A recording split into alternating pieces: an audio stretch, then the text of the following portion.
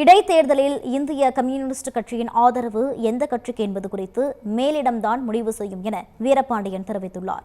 திருவாரூர் மாவட்டம் மன்னார்குடியில் இந்திய கம்யூனிஸ்ட் கட்சி நிர்வாகிகள் ஆலோசனைக் கூட்டம் கட்சி அலுவலகத்தில் அதன் மாநில செயலாளர் வீரபாண்டியன் தலைமையில் நடைபெற்றது.